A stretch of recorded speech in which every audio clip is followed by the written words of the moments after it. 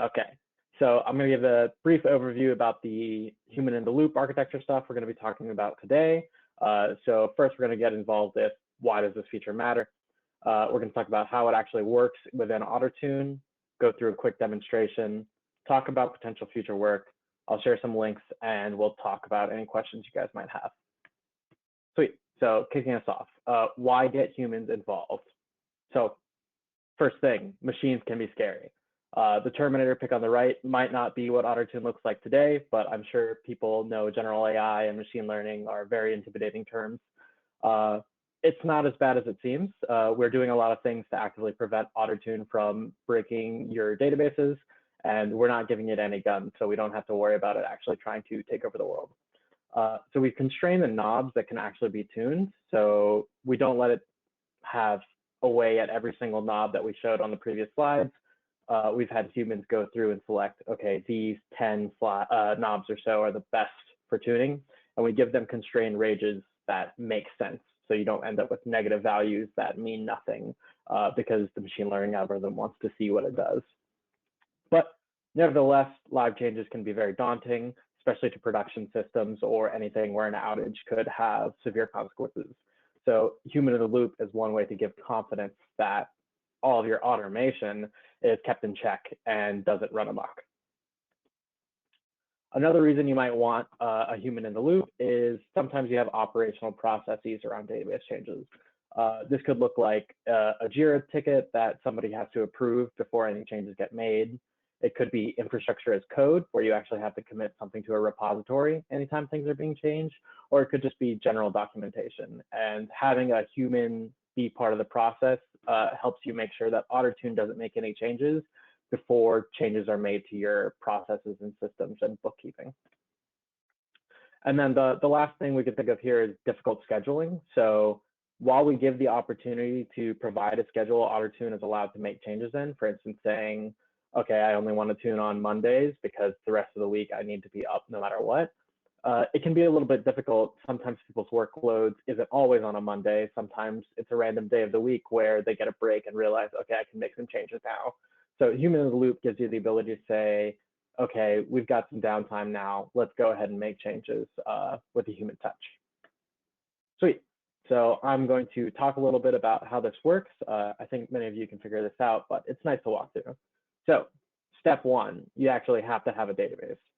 Right now, we support PostgreSQL, MySQL, and the Aurora equivalent of each, but there is future support on the horizon for other systems. OtterTune is not built specifically around these database management systems that can work with others. Sweet. So once you have that, we're going to connect it into OtterTune, where we'll analyze your database workload. The machine learning model will recommend any improvements to the configurations. Now, without human in the loop, this would just go directly back to the database. But here, we're going to add something else that says, okay, alert the user. Right now, we'll send you an email so that you get something that lets you know, hey, I'm able to, you have a recommendation ready for review. Then you can log into the OtterTune website, oops, which I accidentally hid in the wrong order, which you can decide, okay, I'm either going to reject the config that was proposed or I'm going to accept it. If you reject it, it gets kicked into the trash can and you don't have to worry about it. And then the next time a new one comes up, you'll just go through the loop again. If you choose to accept it, it'll get applied to your database where OtterTune will once again pick up and say, okay, there's a new configuration. Let's observe what the behavior of that is and use it to inform our machine learning models, which can then determine better and better recommendations as time goes on. Sweet. Let's hop over to the OtterTune website for a demo. Okay. So this is the OtterTune site.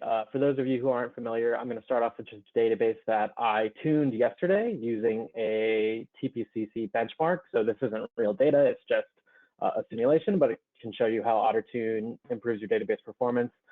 This was over the course of about an hour, and you can see it's driving the data up. We're getting better throughput. We're getting better CPU utilization. So OtterTune makes things better, which is nice. So I'm going to walk you through how, given a database that was tuning automatically, you can change it to have a human in the loop. So if we hop over here to settings, go to edit tuning options, you'll see we're tuning here with a demo minute tuning interval. If we scroll down to approval method, you've got two choices: automatic, which is the default, or manual. And if you switch this over, that's basically what's going to bring the human into the loop. It'll make sure that OtterTune says, okay, I'm only going to make changes when there's a human around to approve it. Then you scroll down to the bottom, just go ahead and click finish. Now, as any good demonstration knows, while we'll show you this is actually just a demo, and we've got a prefab database with tuning already enabled because that one was tuned yesterday and I disconnected and everything like that. So this is the database I've got recommendations already enabled with for human approval.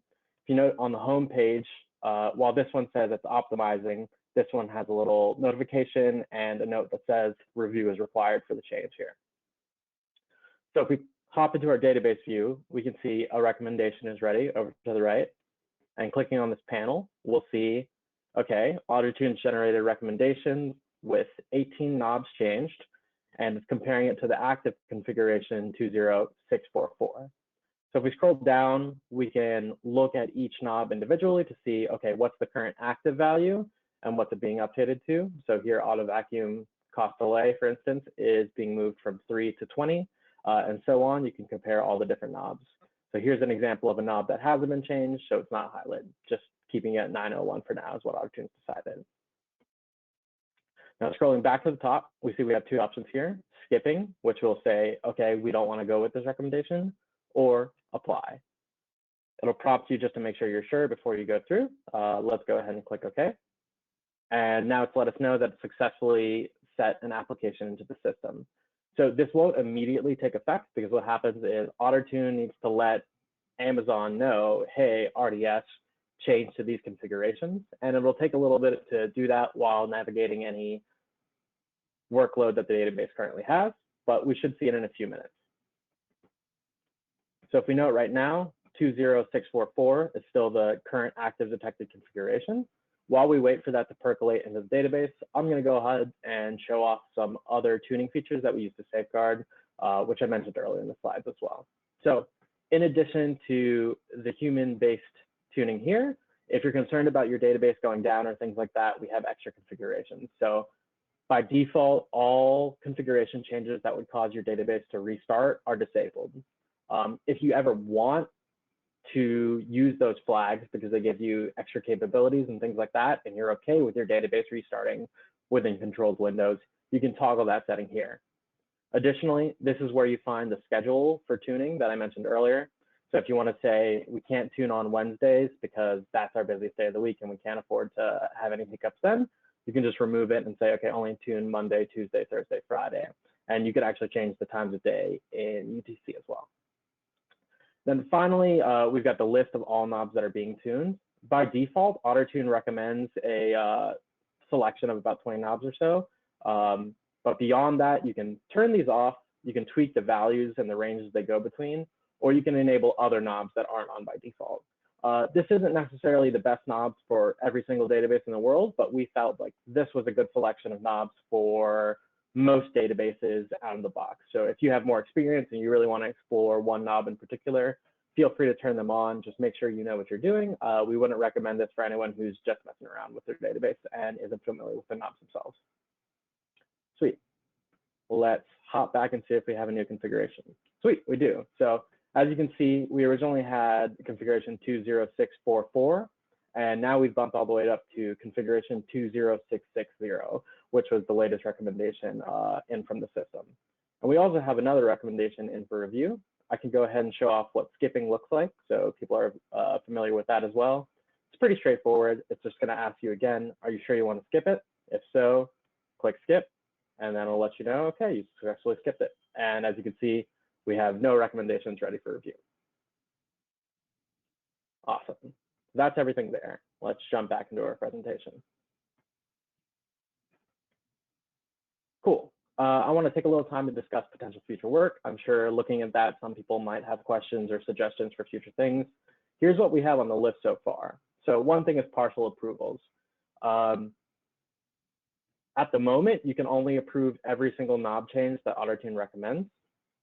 But in the future, we want to add the ability to say, out of the 18 knobs recommended, apply just these 14. Or even better, out of these 18 knobs, apply all of them, but change this value from 5 to 7. That way you can have a little bit more fine-grained control if you're more involved in the database and you want to make sure certain values stay within a given range, or you're unhappy with a given recommendation. Another feature we want to look at adding is exporting to external systems. So right now, if you want to change your database in a way other than talking directly to AWS, you would have to look at the recommendation, go into whatever system you use to control your database parameters, change it yourself. OtterTune will recognize that you've made the change and clear the recommendation and start observing the new data, but it's a little bit of a hassle to have to go into whatever database control system you use separately from OtterTune. So we're looking to add some export functionality to take a recommendation and move it to various systems that control databases. And lastly, there's potentially more use cases. We'd love to hear what yours are if I didn't mention them, or if you have specific tweaks or desires. Feel free to sound off in the chat or ask any questions. And also, if you're not able to see this live, you can join us over at the community Slack at ottertune.com/contact.